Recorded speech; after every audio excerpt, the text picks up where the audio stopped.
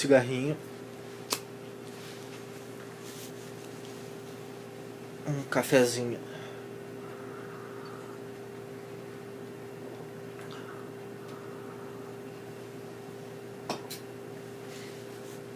Bem, minha proposta então não é analisar o trabalho da Aubilia, não pretendo fazer uma análise performativa, nem discutir metodologicamente o projeto de tese dela. Pretendo ajudar ela da forma como... Pretendo ajudar ela da forma como eu posso, né? E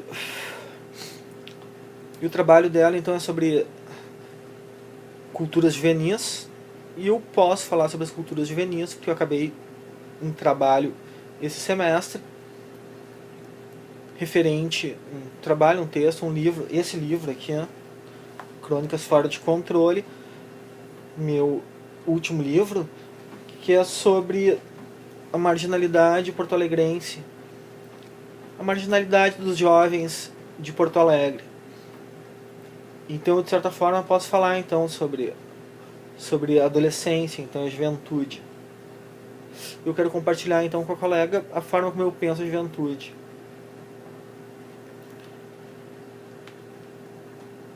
Para mim, parece que a produção da juventude está numa encruzilhada entre o legal e o ilegal.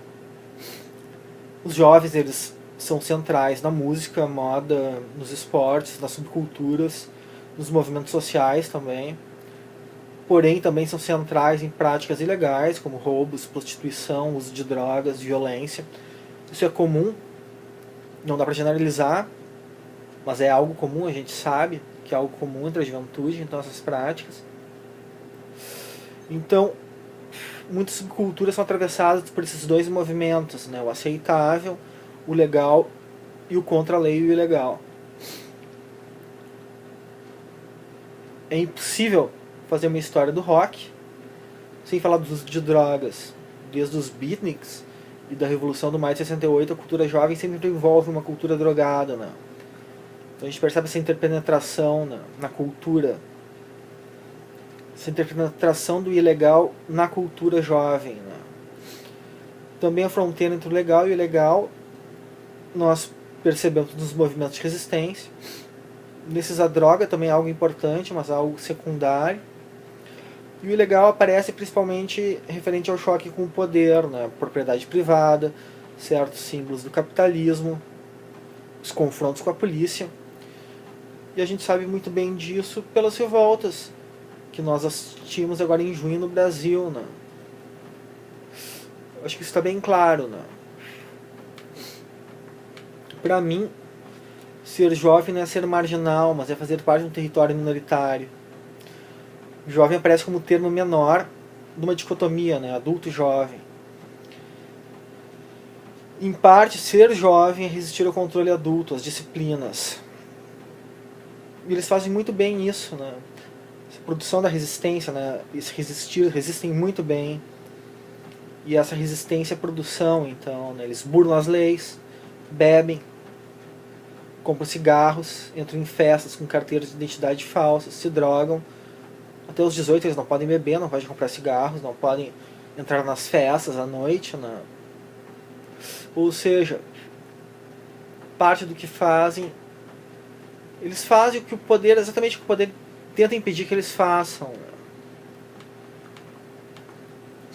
Uma coisa interessante para mim é que não há movimentos sociais pró-adolescência.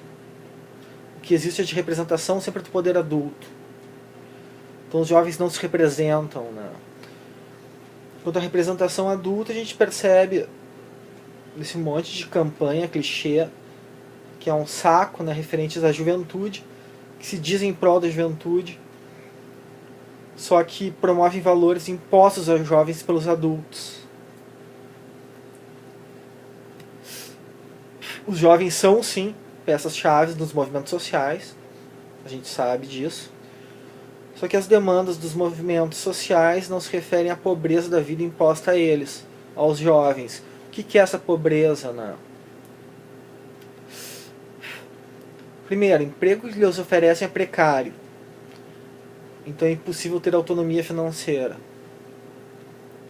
Eles têm seus movimentos limitados, tanto físicos como sensoriais, como eu disse acima. Estão sob o poder paterno até virarem adultos. Né? A autonomia intelectual também é difícil, já que lhes impõe uma educação idiotizante. Né? Então, para mim, essa pobreza da juventude é exatamente esse impedimento da autonomia dos jovens. Para mim, a adolescência é um território de experimentações, não é um territóriozinho fechado e pequeno, como querem os psicólogos, pais, professores, pedagogos, policiais, Estado, políticos, mídia e mesmo certos cientistas, né, antropólogos e sociólogos, né, que fazem muito bem o papel de expressão do poder. Né. E quando eu falo de experimentação, então eu não me refiro a esse discurso clichê de que a juventude é uma passagem. Né. É assim um território menor que permite um devir menor ao social. Um devir marginal, um devir adolescente, um devir jovem, um devir drogado, um devir minoritário, pro social. Né? Aliás, esse meu livro é uma experimentação do devir adolescente na escrita. Né? Eu experimento então esse devir jovem na minha produção textual. Tem duas questões que eu acho importantes sobre a juventude, sobre a experimentação da juventude. Né? Primeiro, fazer eles entender que essa experimentação, que beira a marginalidade, que ela não deve se tornar culpa, que ela é riqueza, que é riqueza por ser resistência, resistência ao poder e riqueza. Fazer eles entender que experimentam algo especial, a ilegalidade como exterioridade da legalidade, a droga como exterioridade da sanidade, o sexo livre como exterioridade da heteronormatividade. Então, primeiro, né, o entendimento de que essa vida tem valor. E esse entendimento já envolve um pensamento da diferença, né, um pensamento deleuziano, um pensamento cartográfico, um pensamento esquizoanalítico, já que a exterioridade como valor não é reconhecida pelo discurso corrente clichê. Né. Segunda questão, produzir, criar valor a partir da experimentação. Né? E como criar valor? Daí tem que ser pensado, talvez uma relação diferente com a vida, pode ser uma relação com a arte, já que por essa experimentação que o jovem passa, a arte passou e passa também. Né? A gente percebe isso nas biografias ou mesmo na obra de escritores. E sim, né, então tem todo esse discurso corrente sobre a juventude, um deles é sobre o limite.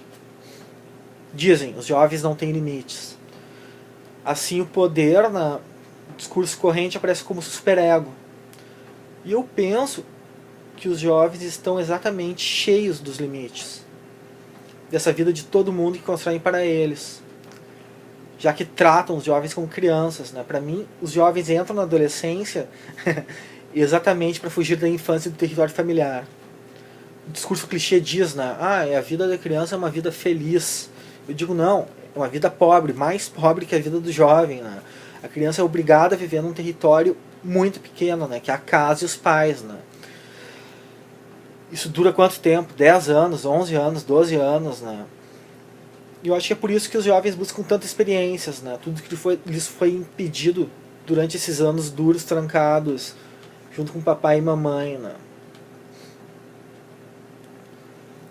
Na real, acho que quando o corpo fica mais forte, a cabeça começa a funcionar, o jovem diz, eu quero a minha vida, uma vida singular, e faz ela.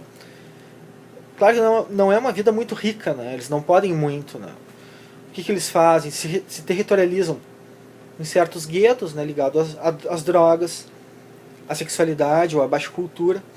Produzem o que? Um visual, uma relação com a sexualidade mais livre, um pouco mais livre, sem tantas complicações. Né? Experimentam percepções permitidas pela droga, uma semiótica gestual diferencial, um discurso não legitimado. Nosso amiguinho Deleuze dizia, fugir, mas na fuga procurar uma arma. Então os jovens traçam sua linha de fuga e essas são suas armas. Me pergunto por qual razão isso é tão diferente da semiótica do regime de ciclos dos adultos. Para mim, o mundinho dos jovens marca o limite. Eles dizem: nós não queremos ser como vocês. E essa vidinha tradicional da família, né, e do discurso da mídia, do discurso dominante, né, o poder não aceita isso. O que o poder diz? Sejam como nós, ou melhor, sejam quem nós queremos que vocês sejam. Sejam nossos prisioneiros. Não cresçam. Fiquem em casa, pulem a adolescência. Sim, a juventude, como eu disse, aparece como passagem no discurso clichê. O jovem cresce, cria uma família e repete a mesma história. Vira o pai que reprime os filhos. Por isso, é importante pensar na adolescência como um devir. Devir que atravessa o social e pode ser experimentado pelo social. Pode ser experimentado por qualquer um, né? E esse devir está ligado à marginalidade, à pobreza e à arte. É uma experimentação que foge dos códigos dominantes.